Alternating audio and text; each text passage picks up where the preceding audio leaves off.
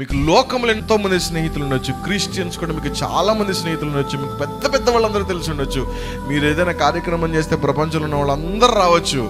కానీ నువ్వు దేవుని కొరకు చెరసాల్లో వేయబడితే, నువ్వు దేవుని కొరకు దెబ్బలు తినగలిగితే, నువ్వు దేవుని కొరకు అవమానపరచబడుతున్నప్పుడు నీతో పాటు కలిసి అవమానపడే స్నేహితుడున్నాడా?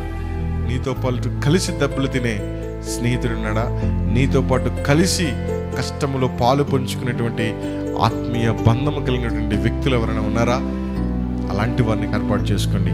కలిసి ప్రార్థన చేయండి, కలిసి దేవుని స్తుతించండి, కలిసి దేవునికి ప్రార్థన చేయండి. ఒంటరిగా చేసేదానికంటే ఇట్లాంటి అనుభవంలోనికి వెళ్తే మీ జీవితంలో గొప్ప ఆశీర్వాదం పొందుకుంటారు. వాక్యం వినంత మాత్రాన మీకు ఏ ఆశీర్వాదం రాదు. శుక్రవారం ప్రార్థనకు వచ్చినంత మాత్రాన మీకు ఏ ఆశీర్వాదాలు రావు. కనుక చెప్పబడినటువంటి మాటలు మీరు విని పాటించి ప్రారంభించి అనుకరించగలిగితే డెఫినెట్గా దేవుడు మిమ్మల్ని అందరినీ దీవిస్తాడు. అట్టి కృప దేవుడు దీవించి ఆశీర్వదించుగాక.